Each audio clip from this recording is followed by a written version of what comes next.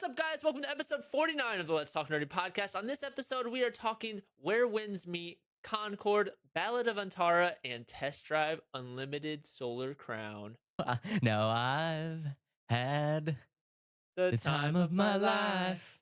Finish it. And Finish I the whole thing because you never- I watched don't- the movie. I did not watch the movie still. If I'm not back in 5 minutes, just wait longer.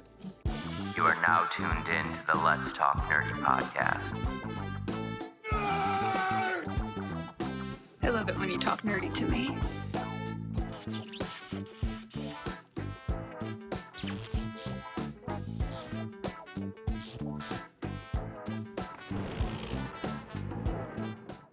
We talked about this. And I don't remember the name of the. I just know it's from Dirty Dancing. That is, of course, the lead song from Dirty Dancing Yeah. by Bill Medley and Jennifer Warnes. Can't believe you didn't know that. Yeah, that was somebody I listen to on the regular basis, Dave. I don't even know if I'm saying her name right. Probably not, because we tend to not say words right. That's kind of been our thing in this show. But welcome back to take 2 of 49. We had some technical difficulties. As you can see, I'm in a new space. I'm technically on vacation, but it's really just so I don't have to work. Yeah, Dave, how's it going? How's your week so far? Now that we're moving along in it, since it's not the normal day. We're getting real good at practicing these episodes. Yeah. We're getting real good. But yeah, I'm gonna I know I told you this already, but I'm still gonna share with the audience because I really would love somebody to join this hobby with me. So if you guys don't know, I am a little bit of a underwater enthusiast. I like aquariums and stuff like that. I haven't been playing very many games this week, and that's because I've spent a lot of time setting up my new aquarium. And I just wanted to show you guys this. This is what they call aquascaping. And what I did was just kind of like, I literally grew all of those plants down there at the bottom, and it makes like a little carpet of like greenery for the inside of your aquarium. And I'm absolutely in love with it. So when do the fish and aquatic life get to move in? The actual animals. That's one of the questions that I have. And if you guys are also aquascapists or I don't know if I'm saying that right. Aquascaping enthusiasts. If you guys are also into the hobby, please let me know down in the comments because I do not know how long I have to wait to put fish in, but I believe the time frame is 1 week. I need to kind of let the plants, because I grew all the plants dry and then I added the water, so they have to kind of like acclimate to getting submerged underwater, and then they also have to kind of like root themselves because I don't want to put the fish in there and just have them like knock all the plants all over. Yeah, like just destroy everything that I did. So I'm gonna give it a solid week. Right now I'm on day 3, and I already just want to go to the fish store and get fish. So we will see if I make it the full week, but it's not looking promising. Okay, and then how long did it take you to actually grow the plants? That's another question I have. Okay, so this is not a hobby for the impatient. I drained I'm my out. tank. I grew those plants from the carpeting plants from seed, and it took nearly 3.5 weeks to get to where I was like comfortable that they were growing. And like the worst part was, it was like I grew the first set and then it would kind of got like patchy. You know how your lawn gets kind of patchy? Yeah.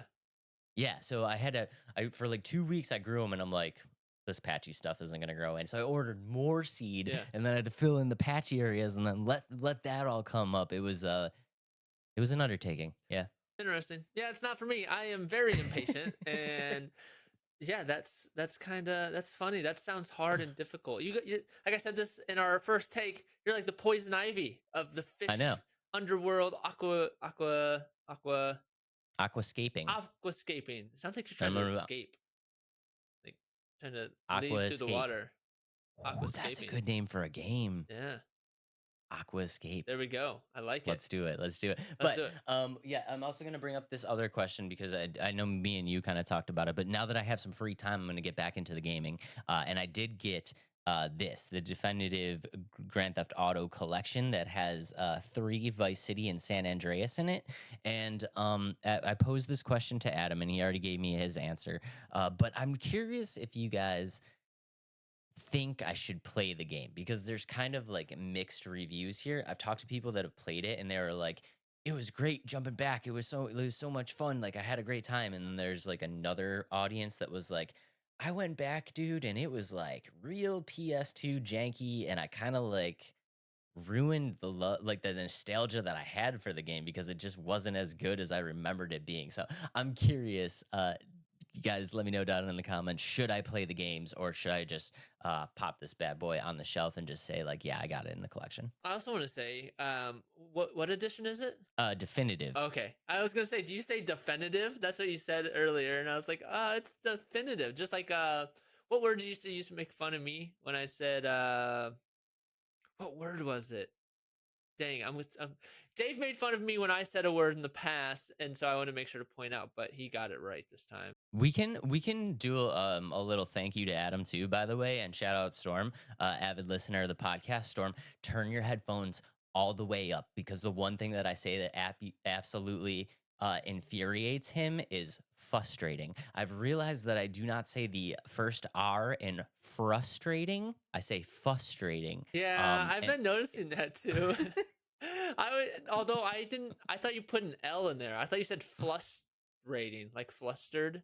And I thought like you a made, combination of, yeah, I of thought you made frustration up and the flustered. word. Yeah, I thought you made up the word to be your own thing. Like it's flusterating, fluster. It's hard to say flusterating, flusterating. That's clearly what I did. I just made up my own word to Yeah. be cool. There's no way that I would just be pronouncing the word frustrating wrong for 49 episodes without having anybody say anything. I just let it be. I let it be, but that's okay. But yeah, like I said, I'm in a new spot, Dave. You knew this already. And big things I've been playing that we kind of talked about yesterday. Well, in our first take, multiverse has kind of consumed my life. I finally unlocked Batman today. I unlocked Batman. I don't really like him. It's not my type of character play style, but he is a cool character. I like him. His moves are cool. It's just not how I play. He's more of like a ranged. His like uses his gadgets like ranged attacks. I'm all up in getting the fight. All about speed. So That's the way to be. You had to use in-game token to unlock him though, right? That's the worst, man. That's the worst. When you use your in-game token and you're like super juiced and then you're like, I wish I didn't do that. part of it was some of the objectives was like win this fat fight as the Joker. And I was like, okay, I'll unlock him. And I kind of wish I didn't because I bet like 2 months down the line, instead of 6,000 in-game currency, he's gonna be 3,000 just like the rest. But I was like, Yeah. I just got to get him unlocked. I got to unlock all the characters at some point anyway, so might as well get him first. But yeah, I'm really enjoying it. We I'm not playing ranked. Dave and I talked about this too. Ranked is no longer for Yes. me. I'm just playing to play a game, and I'm having a good time sticking on my movies. Last night I watched Wrath of Man with Jason Statham. It was pretty good. And honestly, so this could be a topic. Movies for me and TV shows have become a little bit too predictable what's going to happen. I'm going to say Wrath of Man wasn't as predictable as other movies I've been watching. You think? Oh, dude, for sure. Bailey, my wife gets so mad at me when we watch a TV show or I watch a movie. I'm like, this is what's going to happen in the end of the movie. Boom, called it. And I call it within the first like 20, 30 minutes. Really? Not every single time, but most of the time I get the ending of a movie right. And like, what was the one? Like, have you heard of The Rookie TV show? Yeah. So it's a cop show, and like those are pretty predictable, but I called this one to a T. And so this episode is one of the latest episodes. So one of the characters that was thought to be the victim, right? So she goes to help her friend, and or the cops show up, or the cast shows up to this house, right? And they're like, oh, where is she? She's supposed to be babysitting. And then they found out she went to this house to go help her friend that was going to get in trouble, and that she had been like kidnapped or abused or something. And then so this is what I called. Like as soon as I knew that, once they got to the house, I was like, okay, the friend that went to the house, she killed her friend that needed help, and she killed the guy that was the one in charge. Boom. That was the end of the episode. I swear. That's a pretty in-depth call. I called it though. I was like, Bailey, this is what's gonna happen. And sure enough, that was what was right. And I just kind of get that sense now in movies. Or maybe they're not predictable. They follow a very consistent path. You know what I mean? I mean, unfortunately, this is like kind of where we are. I just feel like the audience expects certain things, and the studios kind of know what needs to happen to make it popular, and they just kind of follow that. Like creativity on some levels is like kind of gone. They're just like follow the format. People eat it up. Makes movies less enjoyable for me, I guess. But I will say, like, Wrath of Man wasn't as predictable. Like, I was watching it, I was like, oh, his like second in command is the bad guy, and I got that completely wrong. So good of Wrath of Man. I didn't guess it this time. We need a rebirth of some M Night Shyamalan. I just want a dude that just like throws a ridiculous twist in there that you're just like, what? That's what I feel like movies are missing nowadays. Is like it's missing the the crazy spin or the unpredictable plot twist that really gets you like, whoa, I did not see that coming. Like I don't get that in movies anymore. Have you ever seen The Village? I think I've heard of it, but I don't think I've watched it. Do you plan on watching it at any I point? might now. Is it pretty good? Or how old is it?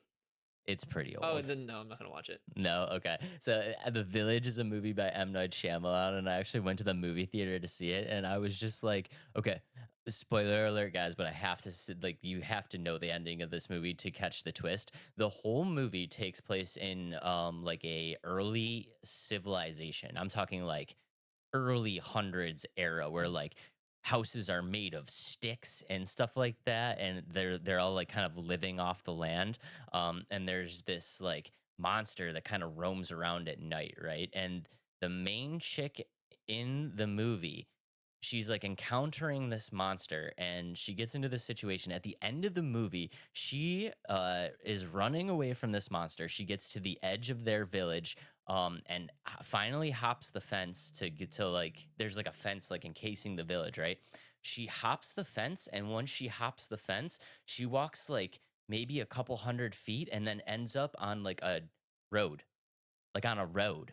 And you find out that this whole movie has taken place in modern times, and that this little like village has secluded itself inside of this like uninhabited territory, and has made everybody in the village believe that they're like in the 1900s, That is crazy. like early civilization. And the monster is actually one of like the lead villagers, and the whole premise of the monster was just to scare them, to try to keep them inside, to not realize that the outside world existed. That is insane. That is like the most random plot twist too. So crazy, That's right? so funny. But I yeah, saw that in the movie theater. Yeah. I was like, what? Like, That what is- is happening right now? and the movie's probably like weird in general, and then to finish it off with the plot twist like that, it just leaves you even more questions. But see, that's so you never fun. saw it. Yeah, you never saw it coming because they were speaking in like old English. You're like the whole movie. They're like cooking over like fire. Like the houses are made of wood and rock. And you're like, it's obviously like an early hundreds village. You know what I mean? That's it. And then all of a sudden she just like walks through the woods and she steps out on this highway, and you're like, what? That's what I'm talking about. I wish more movies did stuff like that. Just random plot, not random, but plot twists that make you speechless when you see the end.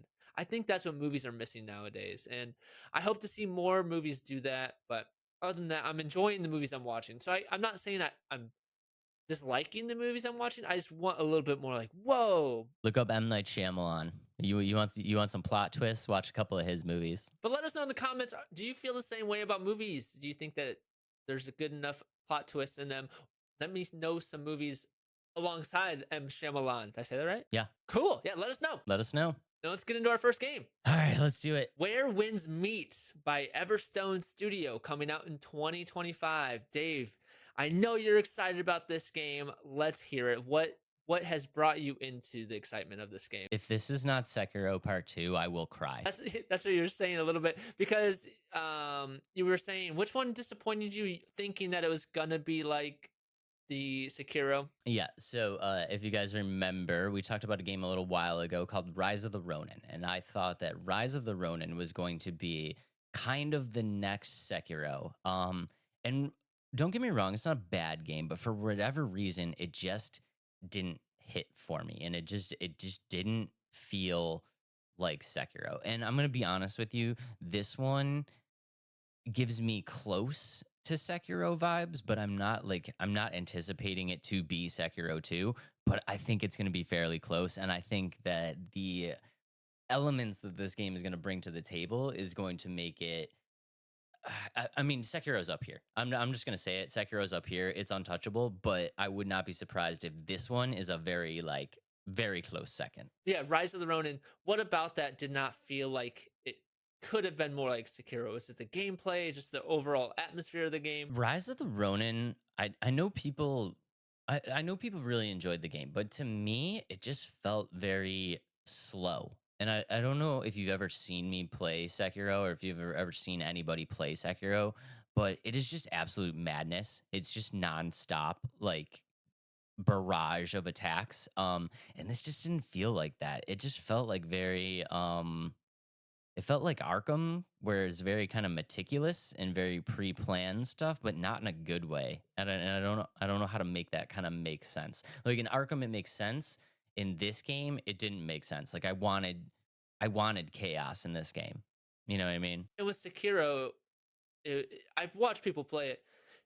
Yes, it's fast paced, but it's also very like punishing if you make a mistake. Was that the same thing with Rise of the Ronin, or do you feel like, oh, I made a mistake, it doesn't matter, like I would still be okay? I made quite a few mistakes, and I did feel like it didn't matter. And you know, again, talking about Sekiro, like it's very chaotic and very fast paced, but it's not a button masher. It is very meticulously crafted to have you like need to be able to perform these functions, and you need to do it fast. You know what I mean? It's not like a button masher kind of thing. It's like you just there's no other way to say it, but like you just need to get good. Like you just need to figure out how to play the game fast, and that's kind of what I was hoping for with Rise of the Ronin, and I just didn't get it. And I'm kind of hoping that like this is going to give me that same feel. Where the Winds Meet trailer, ready for it? Pull up the trailer. Let's see what we're looking at. I'm super excited for this game. Here it is. All right. So if you guys are just listening, this, of course, takes place in the best setting in video games ever. And we are talking about very early Chinese dynasty. And what we're looking at right now is just like, do you know what this really reminds me of? Have you ever seen Crouching Tiger, Hidden Dragon? I don't think so. Oh, such a great movie. Add that to your list. But it's like a very kind of it's a very specific genre, and I'm trying to remember what exactly they called it. Wuxia? Yes, Yep. that. Okay, so it's a very like specific kind of genre of very early Chinese kind of style mixed with like fantasy. Right. And you can obviously see that happening in the trailer. So like right now, if you guys are just watching, like, or just listening, the amount of things that we're seeing is just so crazy, and you can tell right off the bat, like this dude, you're fighting this dude on the horse, and it's like all of these gigantic bosses and with the giant snakes coming out right now. And the one that I thought was really cool was the guy that could kind of separate himself into like 4 different guys. And we're also seeing a lot of different like settings. Like right now we're in the snow. Like before we were in you know, like a kind of summer like field. Like right now we're in this desolate, just all red location. And I feel like they're just giving us like boss fight after boss fight after boss fight, and you know that I absolutely love that. And this part right here, where they're like flying through the air, kind of, and like running around on the trees and like kicking the trees at each other and stuff, is so Crouching Tiger, Hidden Dragon. Like I'm absolutely in love right now. It's really cool, and the fact that they're showing it like this, I wonder if there's gonna be a lot of verticality, like fight. I don't know if there's gonna be a fight specifically like this, but I wonder if there's gonna be a lot of like jumping around. And you see it with the boss fights, where like he comes down and tries stabbing the boss from really high up. So I think this game's gonna have a lot more of that verticality and stuff like that. And do you see the peace sign? Yeah, That's pretty cool. I never noticed that until just now. yeah, it was like the yin and the yang right there. Yeah, and like Yeah. you said, Dave. So it takes place in ancient China using Chinese folklore, or wuxia, which is just Chinese fiction concerning adventures of martial arts in ancient China.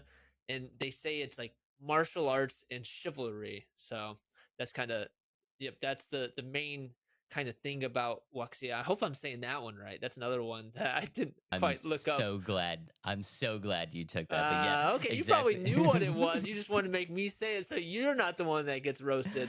But Guys, it's Wuxia. So I believe it's Wuxia. yeah, I feel like you're saying it correctly. Wuxia sounds Is better. it Wuxia? I wonder. Yeah, I don't Oh think it's God. Wuxia, but that's okay.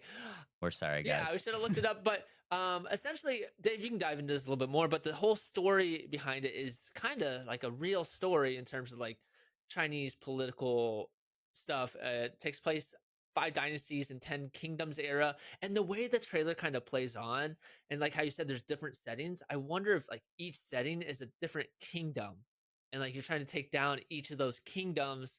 And I wonder maybe you're fighting for one of the dynasties that's trying to gain political gain, because essentially that's kind of what it was back in that era. Is there's a bunch of different people fighting for power, and I wonder if this is kind of the story they're going for. Yeah, and I'm actually kind of excited that we took a day off and decided to to redo this because I actually had a great thought that I wanted to bring up here. So, like Adam said, this is going to be set in ancient China's 5 dynasties and 10 kingdoms era, and this era takes place from 907 to 979. And in this period, there's like a political upheaval and a bunch of divisions of China. So, ancient China is kind of dividing itself up, and the reason why it's the 5 dynasties and the 10 kingdoms is they've recognized 5 main states, which are the dynasties. So those are kind of like the biggest areas. And then there's also a dozen smaller like subdivisions of China that like haven't really reached that kind of like dynasty status, but they're still recognized as states, aka king. Yeah, independent. So it's like that's where they're getting the 5 dynasties and 10 kingdoms. And inevitably, what happens is the Song dynasty does end up conquering. But exactly like you said, all these different settings, right, that are kind of split up.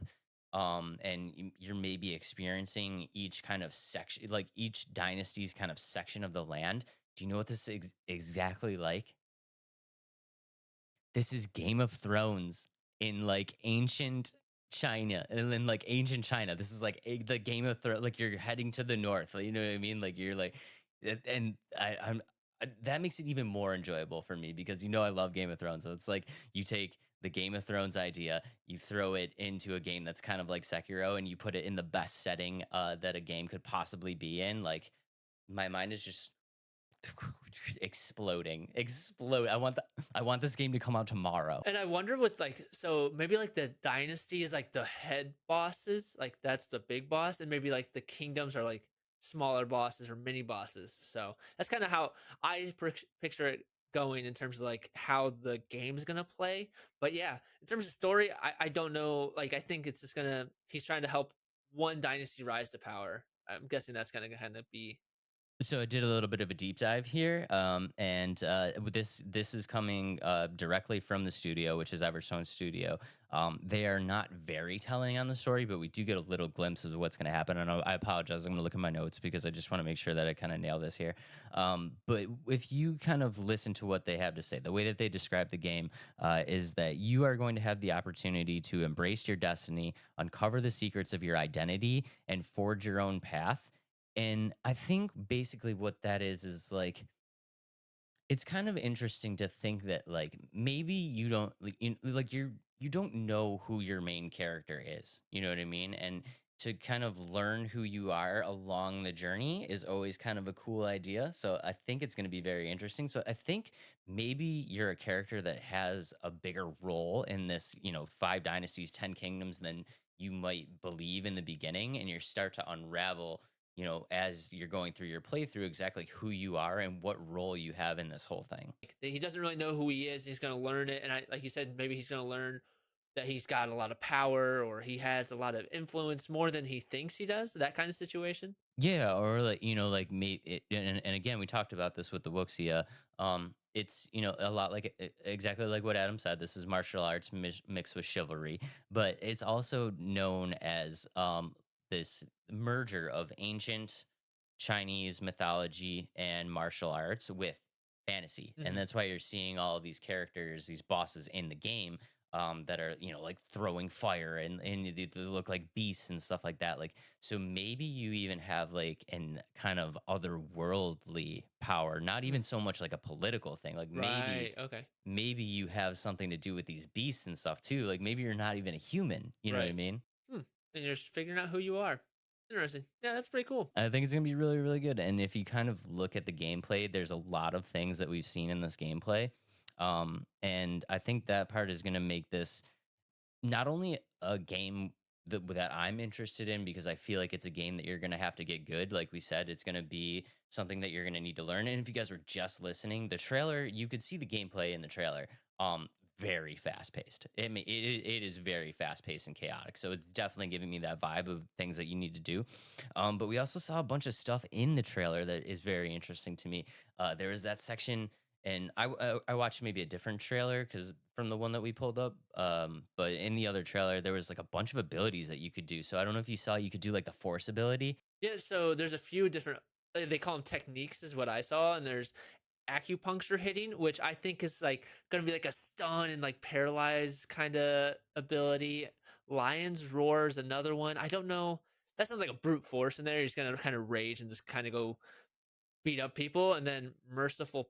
The lion's roar, there was that section in the trailer where they kind of put that thing to their mouth and they're like, whoa, and then like the sound waves came out and like blew the enemies all out, like all Ah, over the place. okay. And then there's merciful picking, which is like maybe stealthy, like stealth kills, and then I feel like that was the stealth, yeah. yeah, and then Tai Chi. I'm guessing that's just gonna be like slow, methodical fighting because like Tai Chi is kind of slower with the movements. So I wonder if that's kind of what's gonna be. And then also, like we said, they have the force.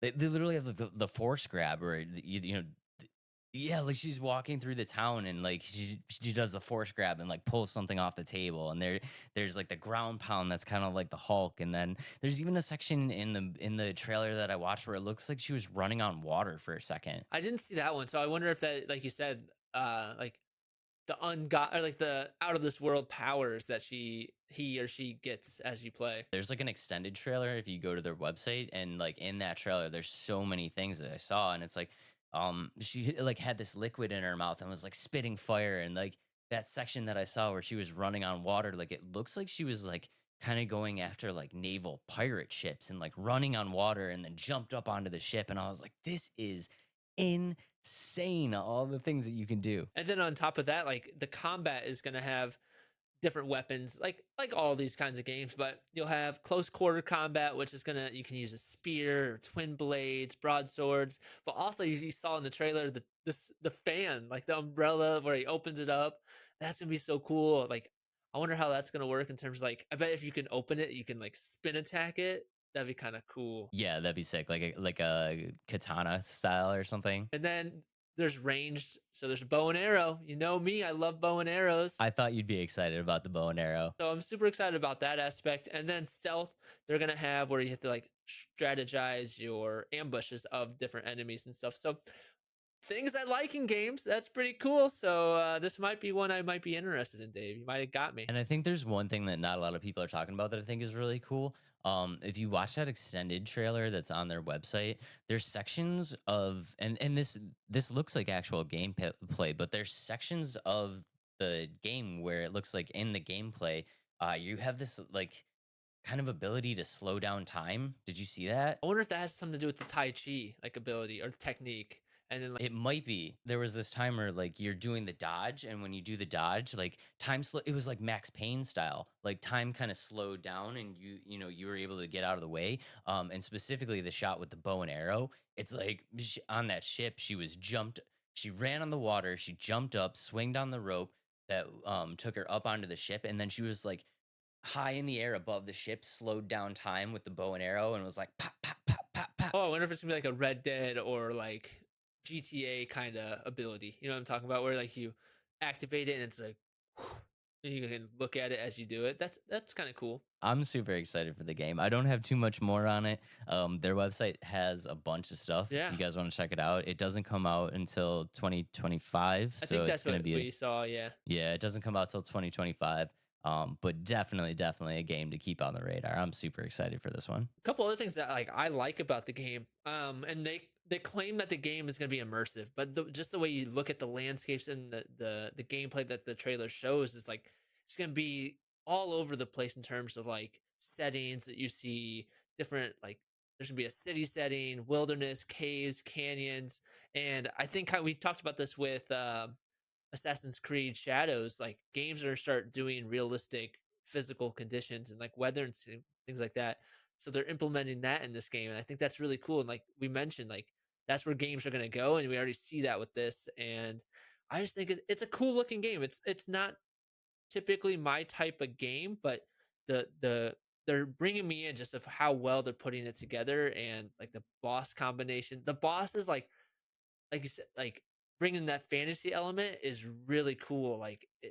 And I really think this would be a good game for a lot of people to play. I think it's going to be exactly what people are expecting. Like you said, the boss fights are going to be epic. I just have a feeling. I've done a lot of these boss fights, and I can kind of just look at them and be like, yes, this is done well. This is going to be a challenging fight, or like, this is kind of, this is kind of not great. They look amazing. I think there's going to be some pretty epic boss battles in there. And if you can do the Crouching Tiger, Hidden Dragon, where you're running up trees and like you're slicing the tree apart and kicking the tree that you cut off at somebody else, like game of the year. You're ready for it. You're ready for it. Watch out, GTA 6 2025, where Winds Meet is going to take you off the stage. I forgot GTA 6 is coming out in 2025. Yeah, it's not game of the year, but Not game of the year. very Not close. gonna A happen. contender to give GTA a little bit of run for their money, maybe, but It'll be an honorable mention. honorable mention. But okay, so we're both excited about this, Dave. Super excited Yeah. for it. Definitely drop it on your radar. Coming sometime in 2025. PS exclusive, guys.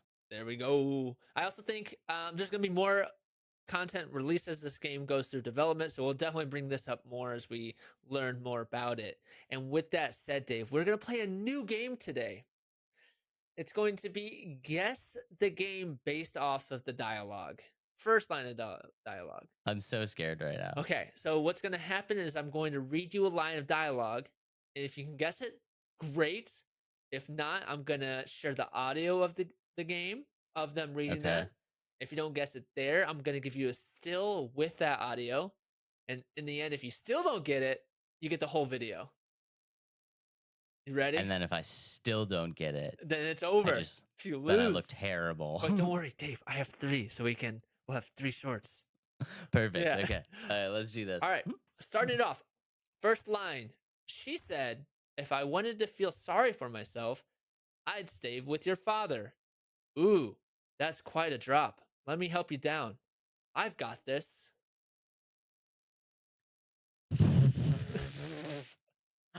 I'm sorry. What? What? I'm sorry. What is happening right now? Are you ready for the? I'm guessing you can't guess it on that one. No. I should say it is 2 people talking. Okay. Okay, you ready? I mean, do I get like a hint of Yeah, like? that was your hint. It's a Souls But, like. like, That's your hint. These are all Souls. Yeah, these are all Souls like. Okay. All right, you ready? Ready. She says, if I wanted to feel sorry for myself, I'd have stayed with your father. Whew, that is quite a drop. Let me help you down. I've got this. Stellar Blade? It is not Stellar Blade. Oh my god. Do you think you have any other guesses, or that's it? No, just go on. All right, moving on to the still. Oh no, that's the wrong one. Don't look at that one. I was gonna say that No, don't match. Yeah, don't look at that one. Oh, She Yeah, says, okay. if I What is wanted it? to feel sorry for myself, God. I'd have stayed with Um, your father. Whew, that is quite a drop. Let me help oh you my down. god, it's right there on my shelf. I've got this. What is it? It's the with the all white puppet. Oh my my god. puppet. Yeah, what's the name of it? Oh my god, I'm gonna rage. It's literally right there. It's right over there. I'll give you a hint after the video if you can't get it. Ready for the video? I know what game it is. I don't know the name. You know what game it is? Okay, I'll give you a hint. What- You've what- recently played it. I know what's the I can't just tell you the title of the game. That's cheating. what's it start with? Well, give me the first Okay, letter. we'll watch the video if we're gonna do that. We're moving on, Dave.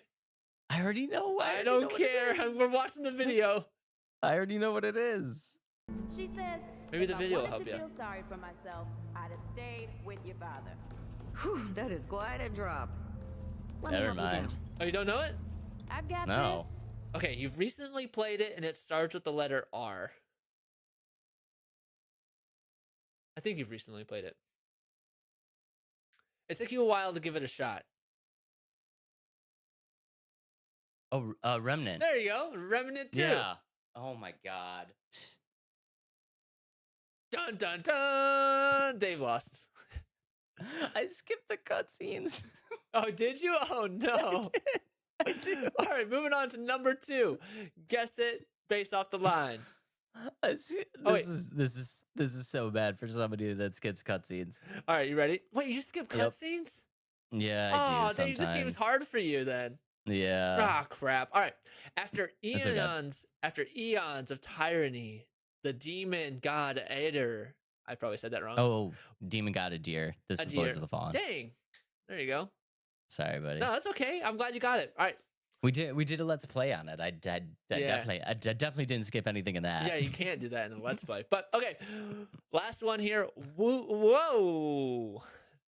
Oh, you just told me what it was. Elixir, the seeker of eternal path, a prize I know, sought by the sovereigns of old. Among them know. was the first emperor of the Qin, who lusted for immortality. Oolong Dang Dynasty. it, I screwed up. I wouldn't have known that Alright, one before you said Gotcha. it anyway. Well, it looks like we're not Yeah. going to get more than one short out of it because you nailed the last 2. But okay, yeah, let us know in the comments if you like that game. Obviously, we have some work to be done with it, but I think it's going to be a fun game for us. I think it's gonna be a fun game. Yeah, no, it's Remnant 2 was a recent play, and I did skip the cutscenes, so it makes sense that one was hard. All right, moving on to our next game, Concord by Fireworks Studios, coming out August 23rd, 2024. It is a supported developer of Bungie. Like Bungie supports this developer. And yeah, welcome to Hero Shooter the game. Take it away, Adam. I have a lot to say about it. Not very positive. We'll kind of go into it to start. But like I said, this is a hero shooter, very similar to the sense of Overwatch, X Defiant now, Valorant a little bit. Even Halo gives me a little bit of Halo vibes. But so let's go ahead and roll the trailer. Yeah, this is one I'm not excited about. Out of all hero inspired or like Overwatch inspired games, this is at the bottom of my list. Overall, so what you're seeing, it's a space theme. Like, sure, it's pretty cool, but then you see the characters right now. They're all pretty generic to me. Dave, would you agree? I'm gonna just throw it out there and say this. Do you know what this kind of feels like to me? What's that? I feel like somebody was just like a really big fan of Guardians of the Galaxy and was like, let's make 5 characters that kind of resemble Guardians, but like make them look different but have the same personalities. Yeah, that's a good way to put it. But to me, like, I even feel like a step further, like they're just not well done either. Like, if I can see, like, if it was characters that were well done, it'd be different. But and that looks like Hellboy to me, like a Hulk Hellboy. You know what I'm Right. saying? Without the horns, and like game wise, it doesn't look very over. But, like, what are you saying? What's Batista's character in Guardians? What's his name? He's Drax. Yeah, Drax. That's Drax. Yeah, and You then know what I mean? that's kind of who's that then? Robot. Just The kidding. I'm robot. just That's kidding. kind of that has the same personality as Star-Lord. You think so? The big old. Yeah, I do. Okay. I don't know. That's what I said. It's like they took the personalities of Guardians and just like gave them new bodies. Right. And we're like, let's make it a 5v5 shooter. Yeah, and it's not doesn't look exciting to me. Like the gameplay looks kind of slow and boring, and it has a lot of feel of like it just feels like a mashup of a bunch of different games into one. We talked about this with the one that we talked with Blue, and I don't know, like, and I don't really have anything else to say except for I don't like it. I mean, the trick shot is kind of cool with the sniper, but aside from that, I don't have much good things to say about this. But this is PlayStation's attempt at a live service hero shooter. They're all coming out. Um, and I just don't know what's going to be great about this one. And I think what's going to make this one fail compared to all the others, this one is you have to pay for it. Like there's not going to be a free to play option. And my thing is, one, it's a PlayStation exclusive. To Yeah, that's what I was gonna get to. It's also a PS exclusive. So throwing it down from there, and then you're going to make people pay for it when there's things like X Defiant, Overwatch, Valorant, Call of Duty.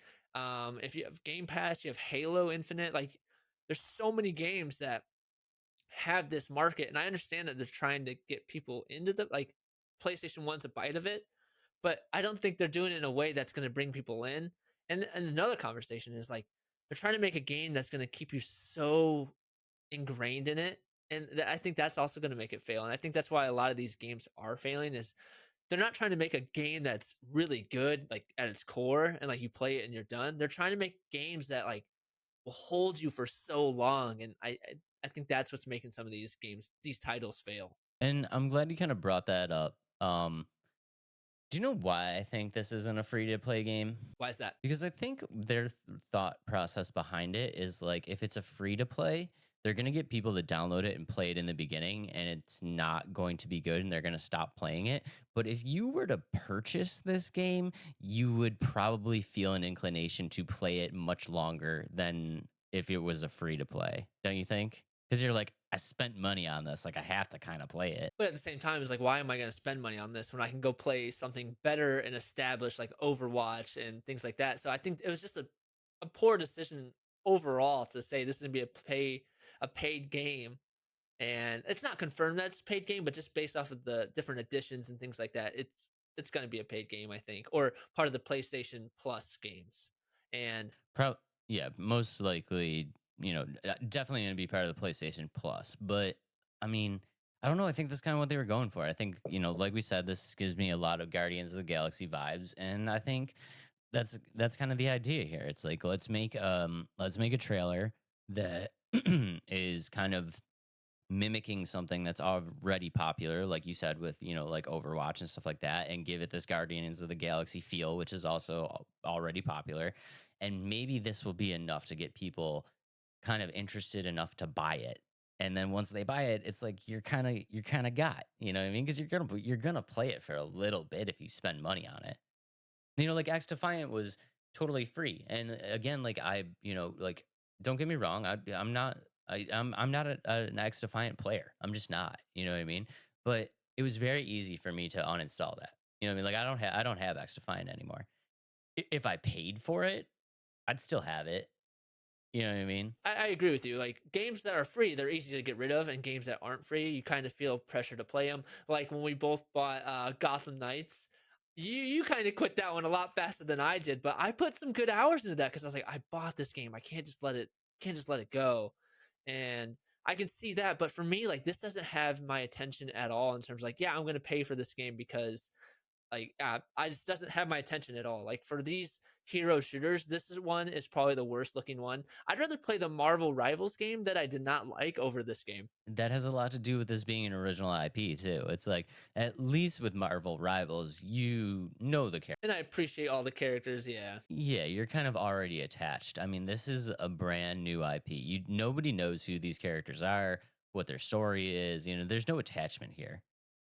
If I never hear of these 5 characters again for the rest of my life, like I'm fine. And I think this game has been in development, or it was announced like a year ago, I think, but you didn't see anything about it. Yeah, revealed a year ago, and you didn't really hear much about it. And now they're gonna say, yeah, we haven't told you about it, but guess what? It's releasing in August. Like it didn't give people a chance to like hype up the game and like really get into it and try to like, what is this game? They're like, nope, this is the game. Here you go play it. And like it didn't help at all that they didn't show more about it as time went on, or at least I didn't see anything as time went on. Like this is the first thing I've seen about it since last year essentially, and it was at the PlayStation Play to Stay, or Play to Stay, State of Play, State of Play. yeah, State of Play, Play to Stay, and really that's kind of, and a lot of people weren't very happy with the State of Play because Concord kind of took it all, and so you're putting a sour taste in everybody's mouth. Like, wait, this is what you want to show us right now? Granted, there's gonna be a lot more games at the Summer's Games Fest. Like I'm sure they'll show Wolverine and stuff at the Summer Games Fest, but for this game to be the center focus is like why? And I think that's why people are like, meh, I don't think this would be a good game. This game being the center of focus is just kind of like showing an empty hand. Yeah. You know what I mean? It's like you made it all the way to the river and you got 7 deuce and like everybody called, so you just got to show it and be like, ugh, yeah, I can't believe we made it this far with this. Yeah, exactly. But some things about the game, they're gonna have 16 characters at lunch, and the characters are known as free gunners. I don't cool. The characters they showed in the gameplay was Lennox, who's gonna have fast shooting revolvers, Vale, a sniper, Hamer. Sounds like Hamer. He's gonna be fast, vertical, or she is gonna be like half, or she's gonna be fast and vertical, moving around, really cool movement. Star Child, which is kind of like the Hellboy looking guy, brawler, close range, and one off is like the oversized vacuum like gun dude. And yeah, other than that, gameplay modes. They haven't really shown what those gameplay modes are. I'm guessing there's gonna be like escort, like X Defiant, and Overwatch now, and just some random things like that. But I do think one thing that they're is gonna be cool. So it's gonna have a story to it, but the way they're doing the story is like each week is gonna have like a cinematic of the game and like character development. So that's kind of cool. Like there's gonna be planned content, but like Suicide Squad, how long can you do that for a game that nobody's playing? That was my big concern, and I did see that, and I thought it was really interesting that they were going to do that. But you know, exactly like you said, it's like how okay, so how many weeks do you have planned out now, and at what point, like what you know, they have a threshold set of like when the player base drops below this line, not worth it anymore. And you know, I'm curious to know what that line is because I think it's probably going to get there sooner rather than later. I don't foresee it being long. I think this one is a game I think they'll be able to drop pretty quick. Like it's an original IP. I don't know if they're actually. I think they're putting a lot of money into it, but I don't think it's one that's going to hurt them if they just drop it. It's kind of like Microsoft's Redfall. They tried to get that game back, but never really came into a popular, fun game. And that's where I see this game kind of going. And it's sad because I think PlayStation's going the wrong way with these kinds of games. Granted, they had good success with Helldivers, and people are still playing that. But with this, like, the more they try to saturate the PlayStation market with these live service games, the worse they're going to start doing. I totally agree with you. I feel like PlayStation should probably just cut ties with trying to do this. Right. Like at this point in the gaming industry, like that's not who Sony is. No, Like this isn't Sony. Sony is like like you know where the winds meet. Like the, you know the stuff that we just looked at. Like that's them. Yeah. Like a very like in depth, like intricate kind of single player RPG. You know, an adventure experience like that is Sony's wheelhouse. Right. You know what I mean? And like you hear this all the time. It's like competitive like shooter like multiplayer shooters. Not a lot of like not a lot of people that are really heavy into it are on PS5. Like right. they don't play on PS5. It's like you have your PCers, your Xboxers, and like PS is not really. There's no like pro level dude on Call of Duty that like really jams out on a PS5. Right. You know what I mean? Not that I can think of Yeah. at least, and I could be totally wrong, but Yeah. I don't know. It's just not who they are. Right. And going off that, yeah, I definitely think Xbox has the multiplayer side much better than the PlayStation side, in terms of like their population. But yeah, like if I'm gonna pick an exclusive, we're gonna do this as a draft Xbox versus PlayStation at some point. But if I'm gonna pick like exclusive like games and like based off a story, and I'd rather lean more towards PlayStation. But like Correct. things like multiplayer and shooters, I'm going more towards Xbox. Like I can't think of a really solid Xbox narrative driven story game. Like off the top of my head. Like Halo, sure, but I'm not a Halo fan. But other than that, I can't think of any that really will bring me into play it. I mean, yeah, I'm sure there's a couple. Nothing that really stands out in my mind either. But yeah, like exactly like you said, if you're looking for a single player, you know, kind of exclusive experience, I'm leaning Sony.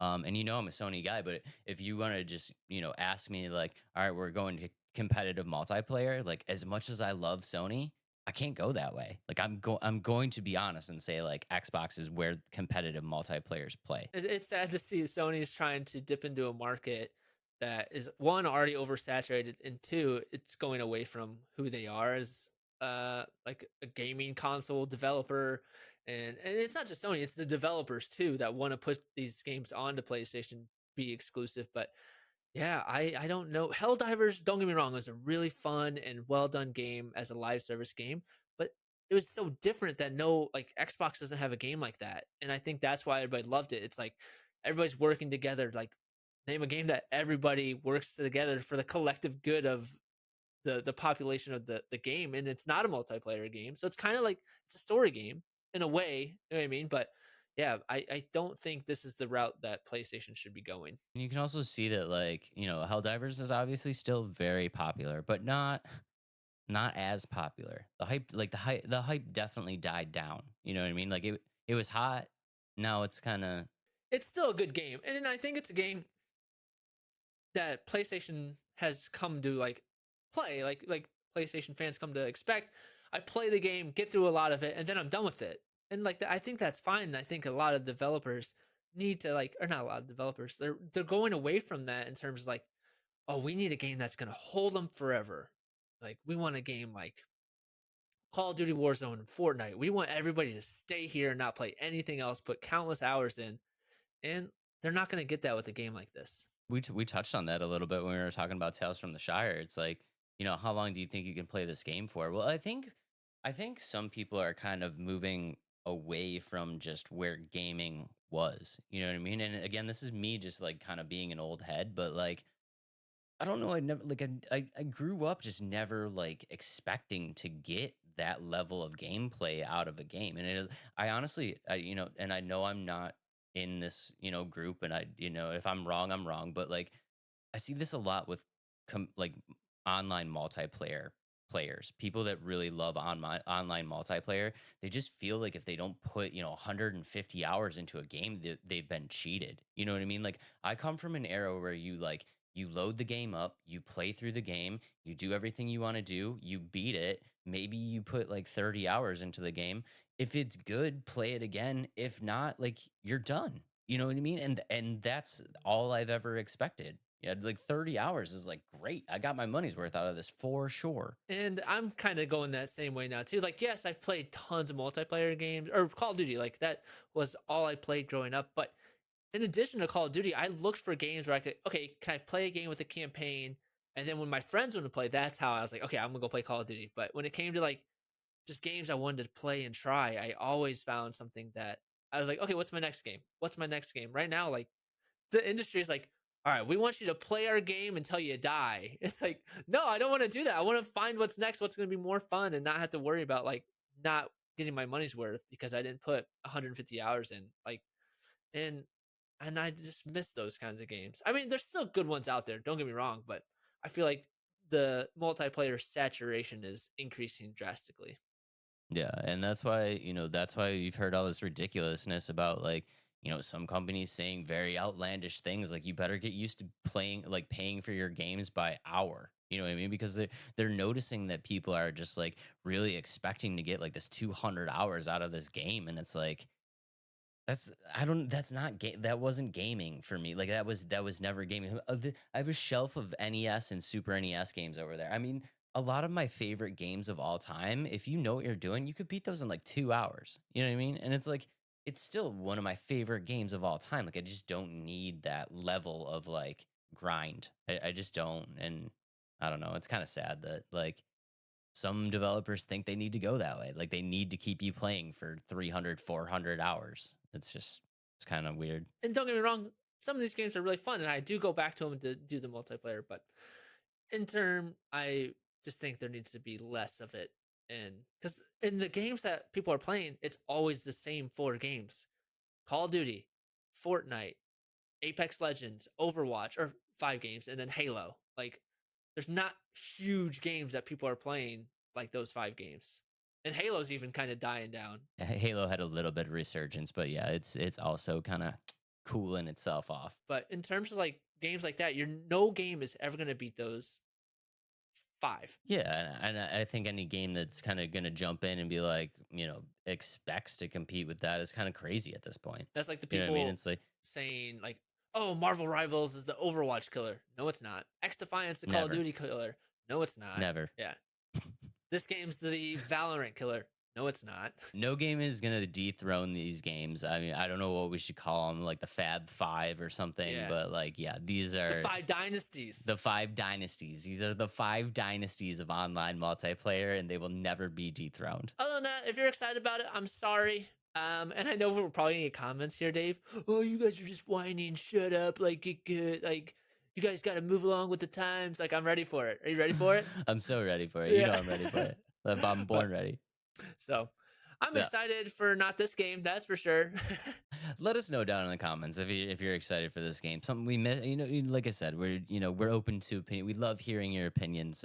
Even if they do not coincide with ours. So if you have if you want to just call me a piece of shit, you could not leave that comment. That would be great. But if you have something that you want to let us know that we're kind of missing here, please let us know, because we do like to hear your guys' honest opinions, even though they might not coincide with ours. So yeah, if you don't agree with us, that's okay. That's what we do this for. We like to hear everybody's opinions. This is our personal opinion.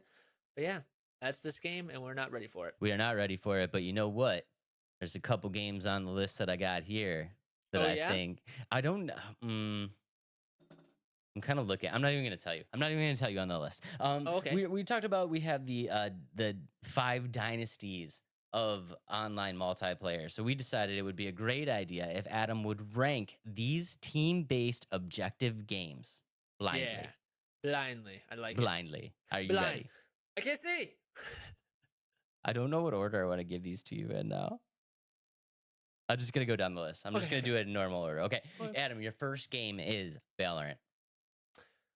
So the amount of times I've downloaded Valorant but never actually played Valorant, I'm good. Like, I've wanted to try playing it, but I know the skill level in that game, or like the level of what's it called, the learning curve, not the learning curve, but like Oh, the skill gap. The yeah, skill skill gap. gap. Yeah. The skill gap between good players and really bad players is so different.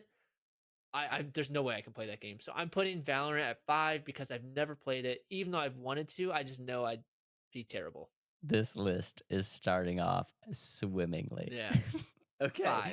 Next up on the list, we have a Rainbow Six. Rainbow Six Siege.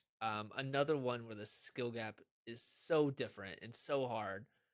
I'm putting it at 3 just because I think I like the game, but the skill gap was so hard. So I'm putting it at 3 because I'm not good at it. Rainbow Six Siege was the one where like you are like meticulously like Yeah. camped out, right? Yeah.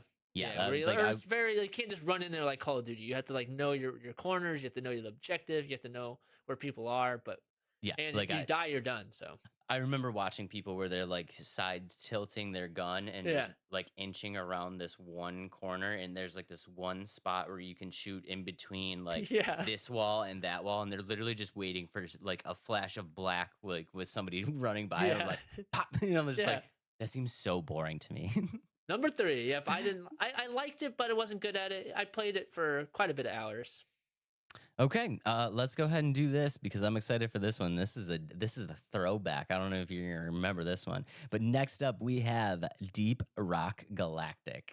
Ooh, Deep Rock Galactic. That one's so fun. It's not a Well- multiplayer game, but like everybody has a collective objective. What did Deep they Rock used to say? Rock and Stone. Rock and Stone. Rock and Stone. Oh man, my friend Drew's gonna be sad if I put this at 4.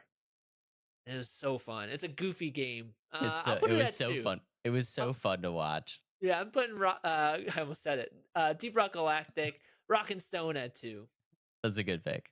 Yeah, I'm glad you put it up on the list. yeah, it had to My be. dog. I dog. like Rock and watching that one. The Rock and Stone.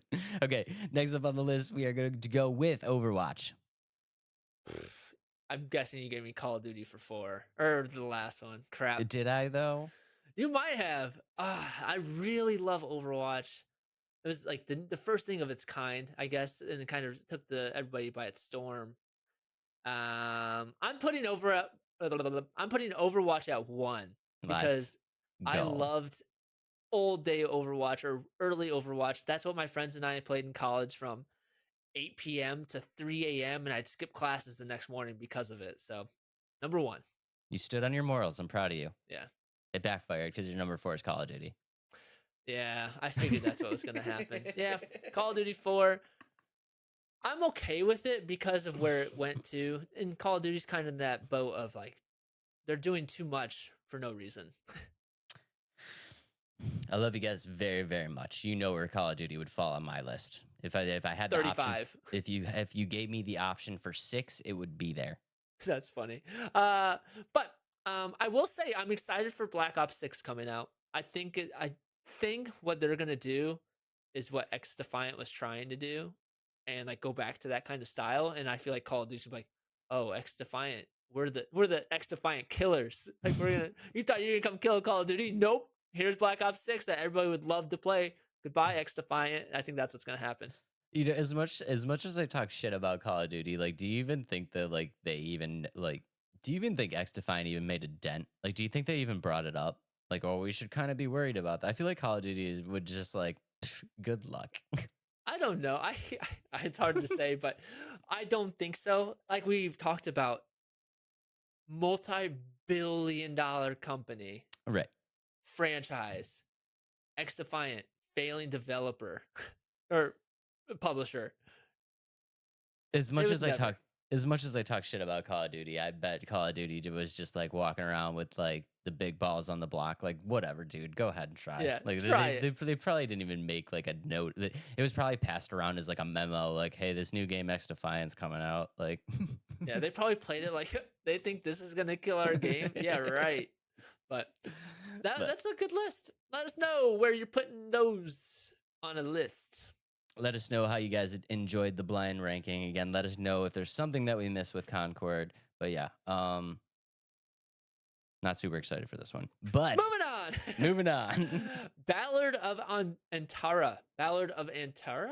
Ballad of Antara. Tipworks Studio coming out in 2025. I think I just gave it like a little Latin flavor. Is it supposed to have Latin flavor, you think? I don't think so, no. All right. All right, Dave, this is a game you're taking over. I have. Okay, so when I looked this game up, there's like almost nothing on it right now. Is there? Or did you see a lot? I found quite a bit, yeah. Okay, good, 'cause I have I some struggled. information. I have Okay. some information about the game. If you want to go ahead and pull up the trailer, we can talk a lot about it. Basically, you guys know, this is, you know, it's my game that I brought to the table. So it's a single player. Well, no, it's an action RPG, and very much based on Souls-like stuff. So Yep. if you guys are just listening, you can see we're watching stars falling from the sky. We get a close up of a very large beast, and then you get kind of this glimpse of this character holding this bell with like another character on the back. And this is the most important thing. This bell right here, and you're watching this transition from one space into another space, and when they walk through this kind of blue wall, they're transported to a different location that looks exactly the same way but has some very unique characteristics. And this, if you played Lords of the Fallen, you know what this is. This is basically the same thing as the Umbral State in Lords of the Fallen, except for here, what they're calling it is the Para. And basically what's happening here is the fundamental essences of like everything in the normal world are kind of getting stripped, and they're trapped in this para world from an invasion of an ancient power. And that's kind of what you're seeing right now is this like I don't want to say it's an exact copycat of Lords of the Fallens, but it is very much a Lords of the Fallen kind of concept where you're existing in this normal world, but also having to travel back and forth between this unnormal world called the Para, and that's where everything is kind of coming together here. We did not betray this world. Okay, so story-wise, and this is coming straight from the developer, Yang, who is with Tipsworks Studios from Infold Games, like you said. And the way that they've described this game, it is an adventure of two intertwined fates. And in the game, you are doing intricate exploration, intricate exploration of levels. Again, jumping back and forth between these two different states, the normal world and the para. And the way that they've kind of explained that girl at the end, and this is a direct quote, so I'm sorry, I'm looking at my notes, but the direct quote is that the girl at the end of the trailer is the key to this endeavor, and you will help her undo the devastation that has been done to the desolate world through trials, twists, and confrontation, and witness her growth along the way. So this girl that you're kind of like, you see at the end of the trailer that's kind of on your back, she's almost like, what's a good way to do this? Have you ever seen The Fifth Element? Yeah. Okay, so No, I think haven't. of Sorry. no. Okay, Yeah. what's another? Ellie It's from an, The Last of Us. kind of, yeah, That's kind of what exactly. the way you described it is like, oh, that's Ellie from The Last of Us. Yeah, She's gonna help basically, save the world, basically, and then yes. in the end, she doesn't. Why do you have to ruin the game for us, Adam? It was a great game. Very selfish of Joel.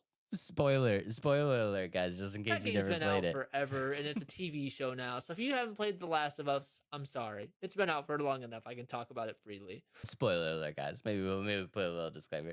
But yeah, that's a kind of a great way to put it. It's like Ellie from The Last of Us with intertwined with like some Lords of the Fallen, and I'm super excited for it because I loved Lords of the Fallen. I loved Lords of the Fallen. I did, the Let's Play series of Lords of the Fallen. I played it all the way through, put so many hours into the game, and I think it's going to be not exactly like that, but this is clearly a Souls-like that kind of has adopted principles from games that have already been successful.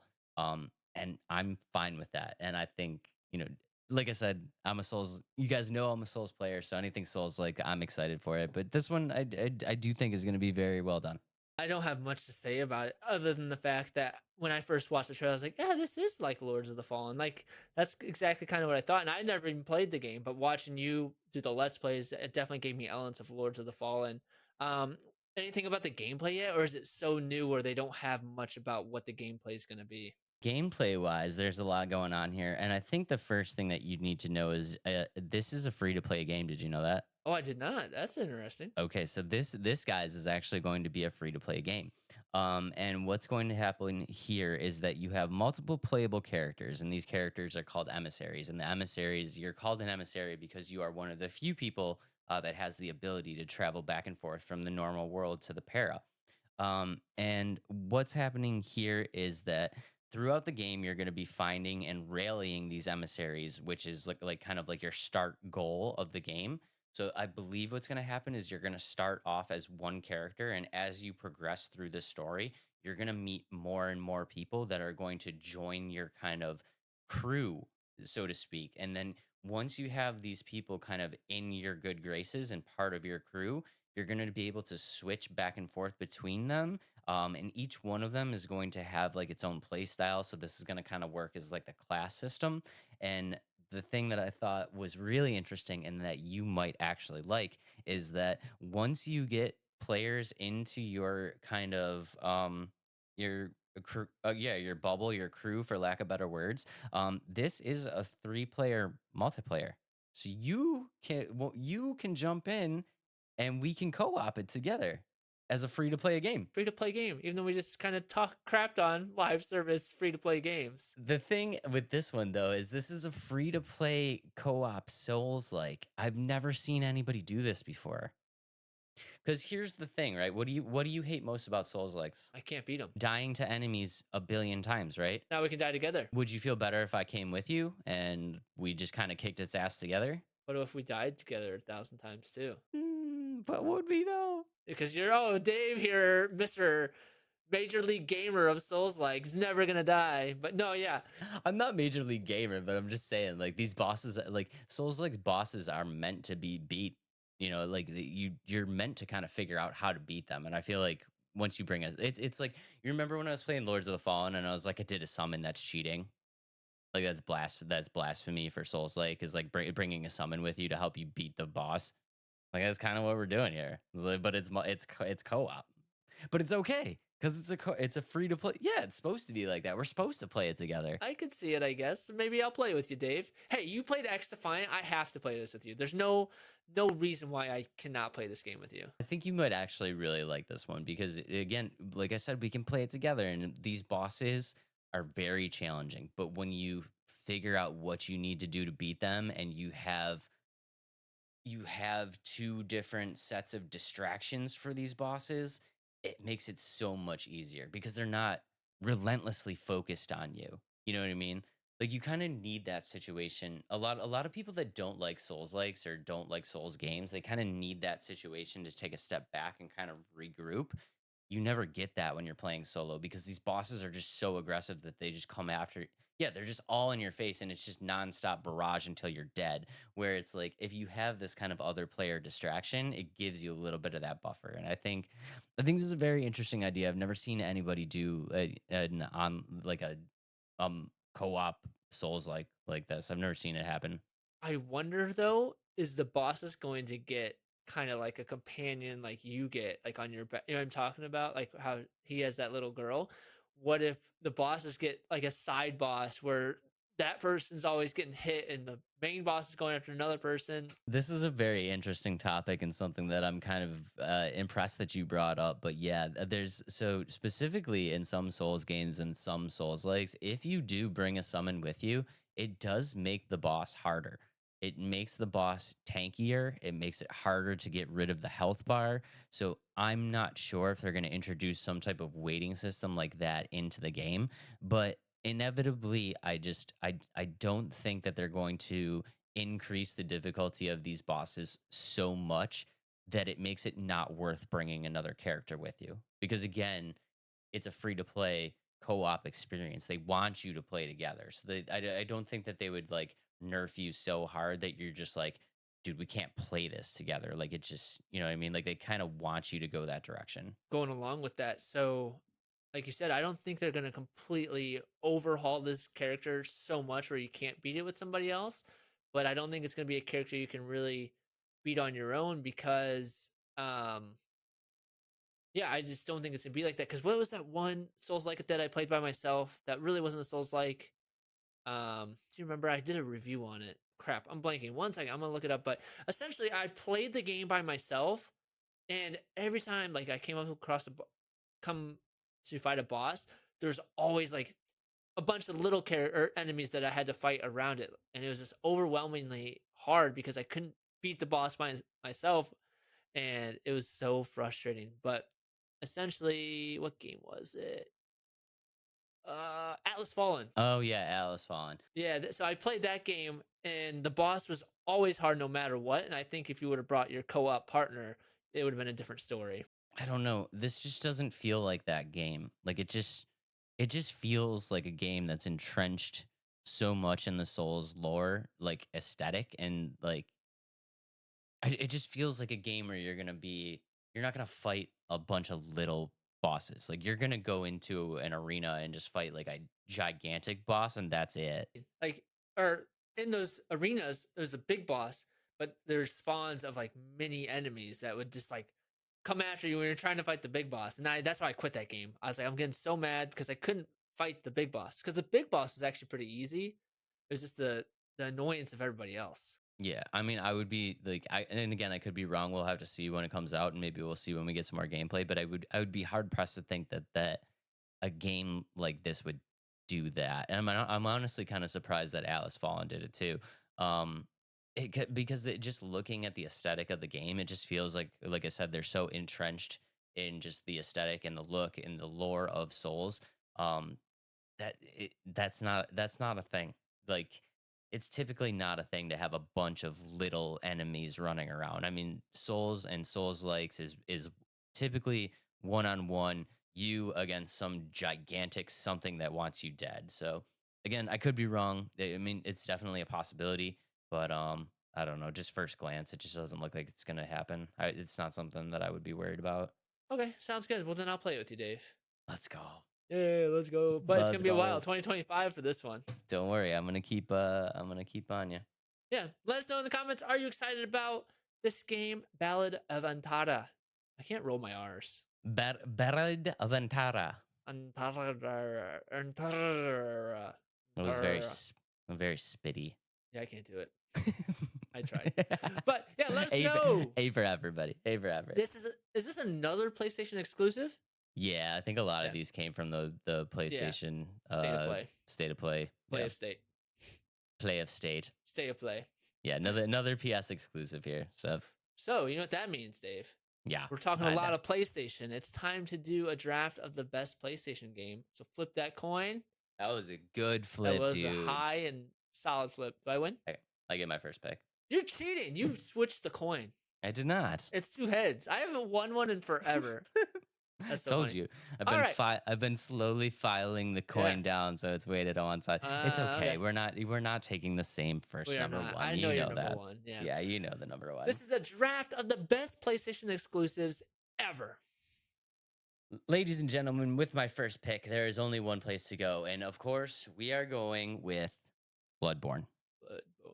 The best PS exclusive of all time, and if you don't agree, you are wrong. I thought you were gonna say like F you or something. Just kidding. I would never do that. I Yeah, would just never do imagine that. I was kidding. Dave was not gonna say that. It's a solid choice, Dave. I mean, in terms of like, yeah, okay. It's the greatest game of all time, Adam. It's the greatest game of all time for you, Dave. It's not even the greatest PS exclusive. It is the greatest game of all time. Debatable. But my first pick of this PlayStation exclusive is I'm gonna change it up. My first pick of the PlayStation exclusives is Infamous. Really? I absolutely love the Infamous series. 1, 2, 3. I really like Second Son, but it didn't have the same like punch as the first 3 for me. Infamous was my number 5, like my It's my so wrap it up good. because I didn't think that you were gonna get there. Yeah, I love Infamous. Out of all of like, I think that game, like, I don't know. I just felt like the or like the whole game and idea of it was really cool. Like you can either be a bad guy or a good guy, just depending on what you do and how you like use your powers. That's such a cool concept, and I loved it. Did you I like love Second Son? Infamous. Yeah, no, I loved it. I loved Yeah. Infamous. I Yeah. might go play it now. That It sounds good. also kind of spawned like Prototype, right? I think it was around the same time. Or no, Yeah. Infamous was definitely out first, but I think like it was out first and then like Prototype came and then Infamous 2 came. So yeah, it's kind of like in that same realm. Yeah, like Prototype kind of like followed the mold a little bit there. Yeah. Yep. Yeah. No, Those that's both of those games are so good. both were great. Yeah. Yeah, great pick. Okay. Well, I'm gonna go ahead and do it again. So you're gonna go ahead and get the one that you wanted as well. But number 2 on my list is going to be Demon Souls, Oh, shocker. Just kidding. the one that started it all, man. It's got to Yeah, be I on know. there. Don't Yeah. worry, that's it. That's it. That's it for okay. Well, now I got to That's make it. sure I pick the right one. Otherwise, Go ahead. I know which one you're taking. all right. No, I don't know if you do. And now I'm worried if I pick this game. Okay, my second pick is Spider-Man. I knew it was coming. Yeah, I wasn't going like I didn't think you were gonna pick it, but now the way you kind of put it out there, I had to make sure I got it. So my second pick is Spider-Man. Nothing to say except for great games. Great Great game to play games. as Spider-Man. Nothing else needs to be said. Okay. Next up on my list, we're gonna steer away from the Souls, and I'm going to go with a little Uncharted. Ooh, I didn't have that one on my list, but No? because I never played them. I always liked I- the way they looked, but they were never a game I played. Loved Uncharted, man. It was like the modern day Tomb Raider, and I Right. just fell in love with the series. I played it all the way through. They're just great games. Did you ever watch the movie with Tom Holland and Mark Wahlberg? I did not watch the movie. No. I watched that one of my Was it- summer of movies. Was it good? What did I give it? I think I gave it a 3-star out of 5. 3 out of Not 5? like- That's I not didn't. bad. I think part of it is because I don't know Uncharted, and so like I wasn't sure. And honestly, it felt like it was a Spider-Man as not Spider-Man. It's hard to see people like outside of their roles once they do something like that. Yeah, something so big and impactful. Like, Yeah. So yeah, and the way he kind of yelled and did some of his cartwheels and stuff, it's like Spider-Man without a suit. And It's like when I saw Christian Bale and like the fighter, I was like, "You're not Batman anymore. What Yeah. happened?" yeah, what happened? So that's kind of where I put that. But great choice. Third Thank you. pick. Third pick, yep. Wow, I'm glad I'm gonna get this then too. My third pick is God of War. That's the one I was debating against. I should have taken that one. See, that's why I had to make sure. I wasn't sure if you're going to take Spider-Man or that, and so I'm glad I put that on my list. God of War, again, it's another wonderfully or like done game, and the fact that there's so many of them, and Ragnarok is coming to PC, so for all your PC gamers, it's coming. It's a great pick. I probably should have picked that one. I did not realize Uncharted would be safe. Balls. Okay, next up on my list, with my number 4 pick, we are going to go with, and you know I hate saying this word, but I'm going to try to do it anyway because we need to have the full name, Ghost of Tsushima. I think I nailed it that time. I hope you did. I think I did. I don't think I could say that word, so I'll let you have it. And Tsushima. hopefully you, yeah, go for it. Tsushima. Roast Dave. Just kidding. I don't know if you're saying it right because I've never played that one. And Dave, I'm actually gonna put a kind of like a Souls-like on my list. Okay. Yeah, my fourth pick.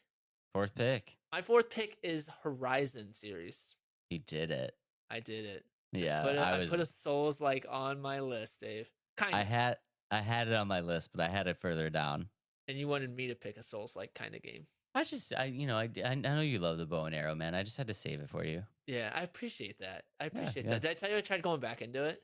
Did you? And I was completely lost. I didn't understand the mechanics. I had to like start the game over so I could learn it again because I was like, what is going on? I don't know how to do any of this stuff. I mean, once you step away from a game for so long, it's just the best to start over. Yep. Nope, this is a great pick.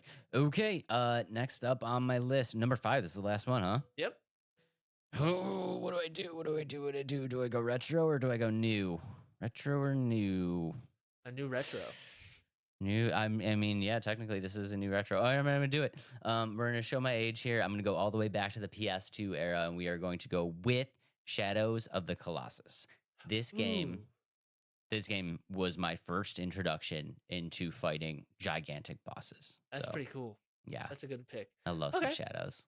My final pick. I don't think I'm gonna get a lot of people who agree with this one. It's kind of a quirky game series, but my final pick is Little Big Planet. I was looking at that. Yeah, it's so cheesy and so fun, and the fact that you can like make your own game in the game is so fun.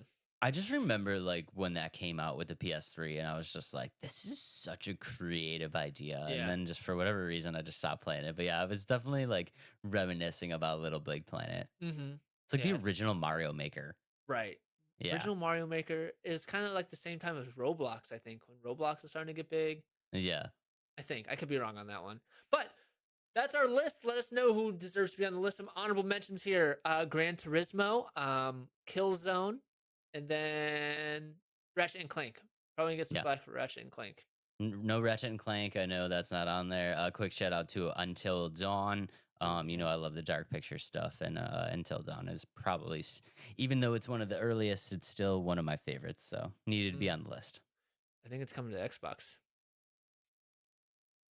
Still an exclusive right now. Yeah, I know. I agree. But yeah, let us know in the comments who is on your list or which games are on your list for the best PlayStation exclusives ever. Love to hear it. And now to our last game of the night. Test Drive Unlimited Solar Crown by KT Racing, coming September 12th, 2024. 13 years after Test Drive Unlimited 2. Dave, do you like this idea of racing game? Can I be honest? You don't like this one? Not really. I do. You do? We're about to debate here. What has you not excited about this one? I don't know. I feel like too much time has passed, and then also I don't love like this.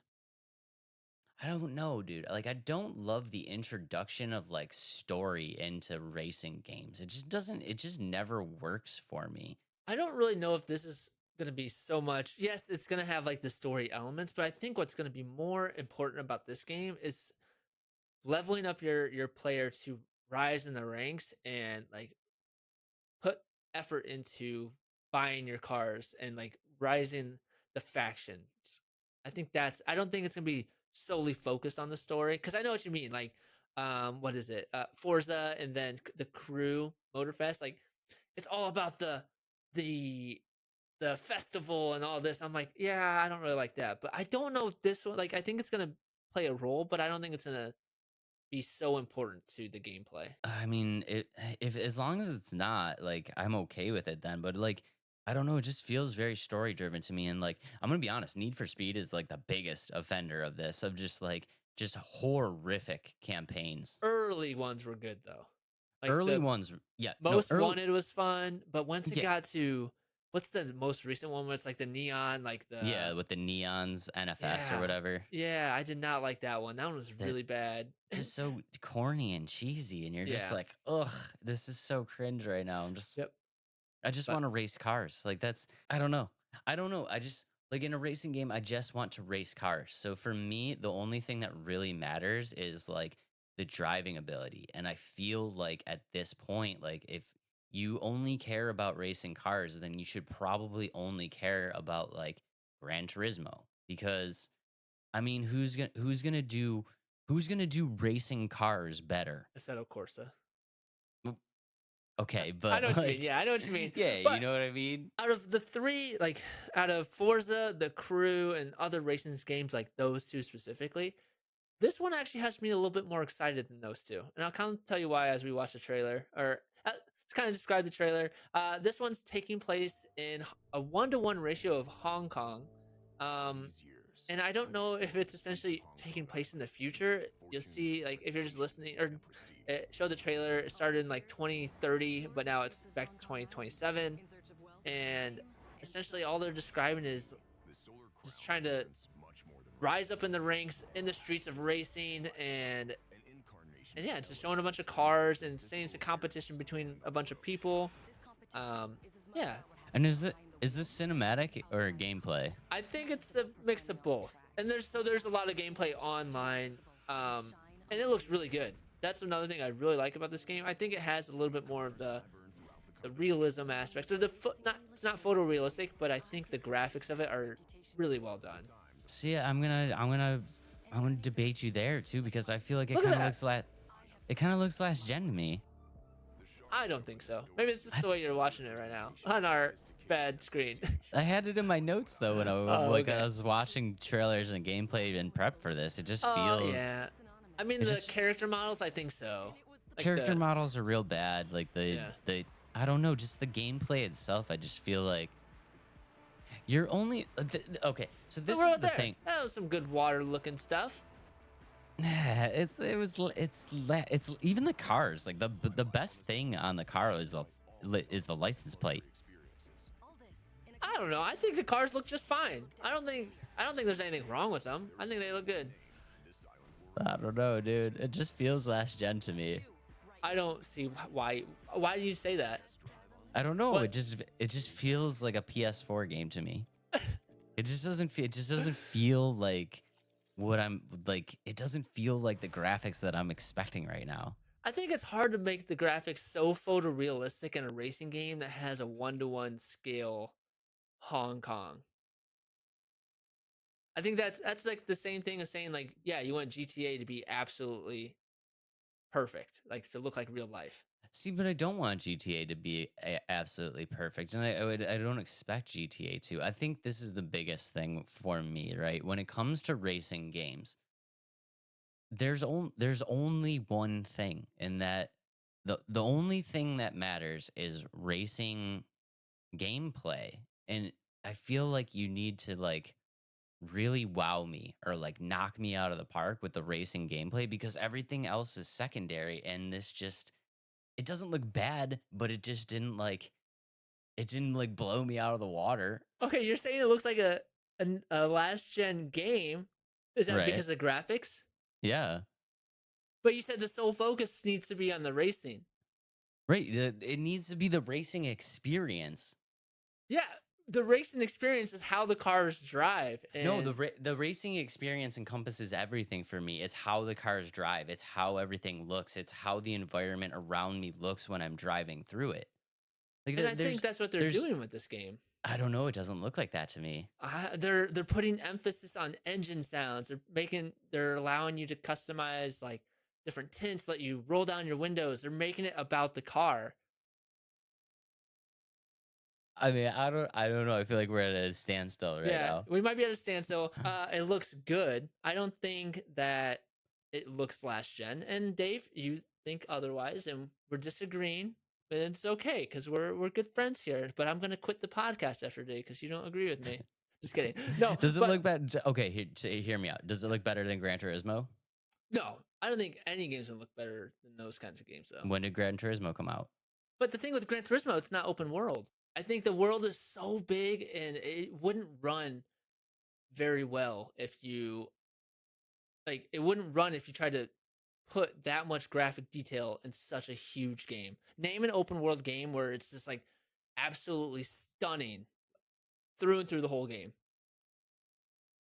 Open world wise. I mean, a lot of the RPGs that I play. Okay, name something that Stellar Blade just came out. It was phenomenal. Oh, okay, dang it.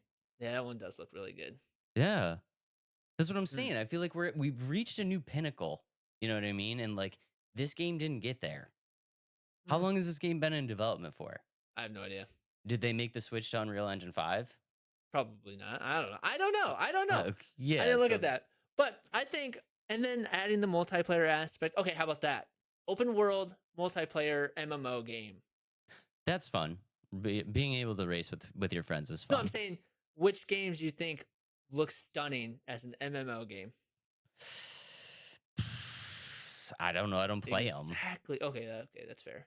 All right, well, we're at a standstill with the graphics talk. I think the game looks fun. I think they have a lot of elements that is going to be really cool. I really do like the aspect of having a faction to pick, and you have to like level up that faction. I think that's really cool. Don't get me wrong. I'm not like trying to crap on the game. It's just this one thing. Like it just does look kind of last gen to me. I think that like the emphasis, like you said, on customization is really cool because I think that's something that has been lacking in racing games for quite some time. I mean, being able to customize your car was like back in the day, being able to do the full customization and Need for Speed and stuff like that was like kind of not the main. Yeah, it wasn't like the main reason to play the game, but I mean, it was a big chunk of it. I mean, lots of people spent lots of time customizing their car. So I like that they're kind of doing some emphasis on that. I don't know. I don't know. All right, well, let's dive in a little bit more about like what's in the game. So the factions are the Streets and the Sharps. Those are kind of lame names. I don't know why that's the faction names they picked, but essentially you're competing against each faction for different challenges and rewards. There's going to be 30 different car manufacturers, which that's quite a bit. I think that's kind of normal in these racing games nowadays. You'll be able to customize them. I already talked about the working windows, sunroofs, all that stuff. The social aspect of this game is very similar to Forza and the Crew, where like there's different hubs of socialization. How about that? I'm using wrong words tonight, aren't I? And like the worst words ever. Yeah, I know. But socialization, and so there's different hubs. Like there's the hotel where you'll get to have your own garage.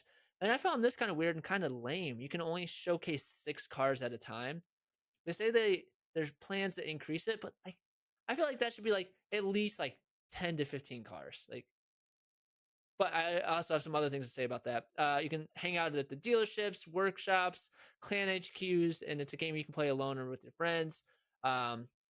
They're gonna have a ranked mode, so I'll probably not play this game very long because there is gonna be a ranked mode where essentially you're bronze all the way to king and queen. I don't know how far of a jump that is, and it says we want it to be a very challenging experience to rank up. I'm like, well, there's my PlayStation wheel that I'm gonna throw across the room when I'm not winning. So, very grindy, and that's a big thing about this game where I'm gonna kind of crap on it. Like, am I more excited about this game than I was the Crew? Probably not. Am I more excited about than Forza? Probably not. I just think that it's a racing game that looks pretty cool, but where I'm gonna it lost me is like you said, the grindiness. So I was doing some more research, and actually this kind of popped up today. They said to unlock the most expensive car, you're gonna have to play 200 hours into this game.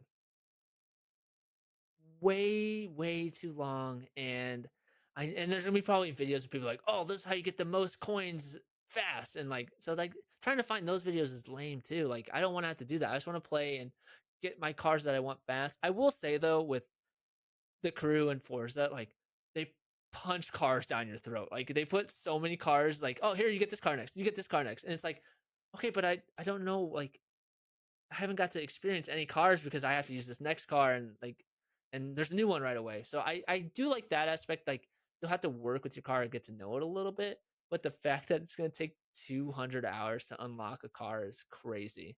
That's literally what we were just talking about. Is these developers just think that like people need to put 200 hours into a game to have it be like a game that they're happy with. Right. And I don't like that about this game. And I think that they'll realize that nobody's gonna play this game long if they do that, because like you said, they need to like we already talked about, game developers need to put a game that people want to play because it's fun, not because they feel like they have to work towards something.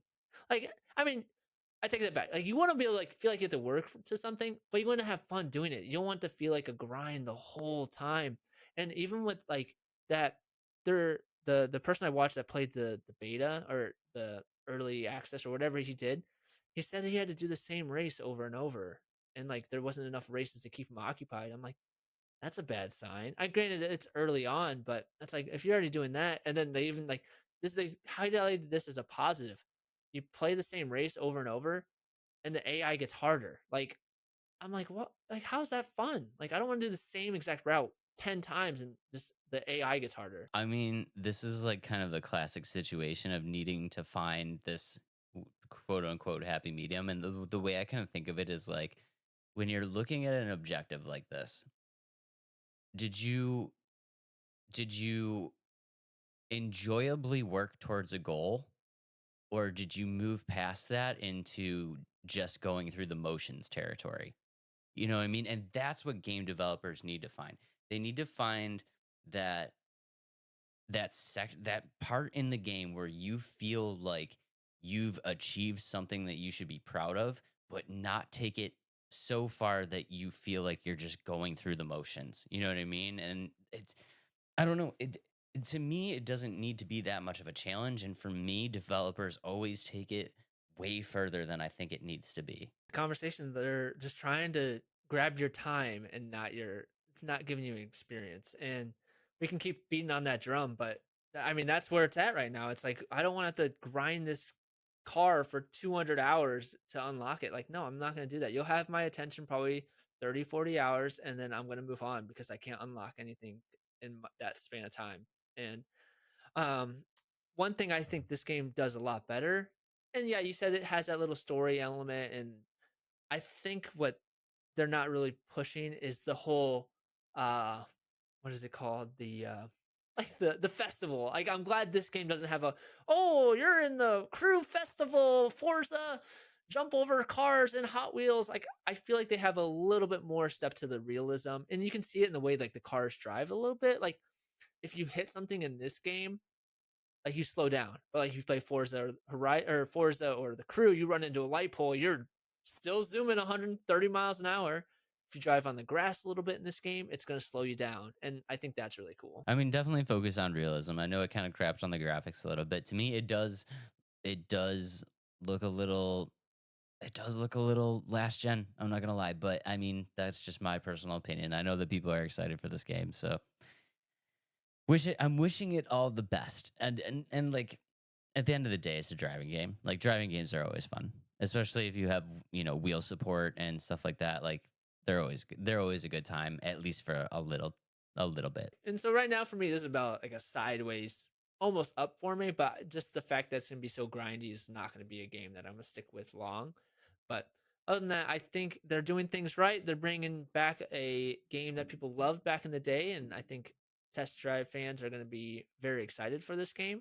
But I just don't think it's going to hold my attention for very long. This is 100%. I'm not going to give this a thumbs down. For me, this is 100% wait for on sale game. I think once this one pops on sale, go ahead and grab it. Check it out for like maybe $20. Probably around $20. One last thing I'd probably want to say, or just racing in general, the niche isn't saturated. So I'd like to see more games like this. Like games where like it's not always Forza, it's not always Ubisoft's Crew, or I want to see more like games like this in terms of racing, because there's really not a bunch of open world racing games. And we talked about this with Monster Truck Rally. Like, just give us something cool that we can use the wheel with, and like people are gonna dig it. You know what I mean? It doesn't have to be anything crazy, but like I said, I don't know. This one is an on sale game for me. Let us know down in the comments if you are going to be grabbing this one at launch, or if this is also an on sale game for you. September 12th, 2024, if you're looking to win to get it. But If you're looking to win, are we doing a giveaway? no, oh dang it. Whenever you're looking to get it, my bad. But now we're doing giveaways. We're saying the wrong words. I'm gonna offend people tonight. No, there's no giveaway. I'm sorry, but I'll probably take that out because I sound like a jerk. No giveaway for you. Adam's giving away a copy of the game. Woohoo. Let's go. No, I'm just kidding. All right, moving on to our last kind of thing here. Dave, there's tons of great racing franchises, right? And you love racing games. Love me some racing games, yeah, not gonna lie. So, Dave, you are going to guess the top 10 selling racing. No, guess the top 10 racing franchises Of all time. of all time. Top sold. How about that? Is that better? No. Yeah. No, that's great. Yeah.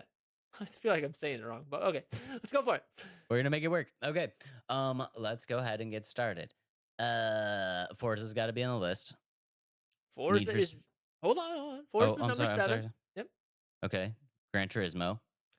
That is 3. Need for Speed. That is 2. Twisted Metal. That is actually number 13. Balls, really? It Yeah. didn't make the top 10? Didn't make the top 10. Oh no. Test Drive. We just talked about it. That actually is number 9. Burnout. Burnout's number 8. Let's go. How many do I got left? You have 1, 2, 3. Oh, I got 1 4. and 2. No, you have 4 left. You have number 1, number 4, number 5, number 6, and number 10 left. What's the one you said that I can't pronounce? The one that you can't pronounce. Oh, Assetto. Oh, Yeah, Assetto Corsa. Yeah, Assetto Corsa. Dang, I gave you that one. Yeah, you did. What's one I can't pronounce? I appreciate you. Yeah, of course. Oh no. You want a hint? Oh, Midnight Club. Yeah, that's where I was gonna give you a hint. Yeah, good job. Let's go. You have Okay. 10 left, 5, and 1. 10, 5, and I still have the number 1 left. You have the number 1 left. Okay, I have a question. Is this real? Like is this real? Like Encompasses racing? all racing. Like kart racers? All racing. Mario Kart. Yep, that's number 1. Okay. Okay. Okay. You have 5 and 10.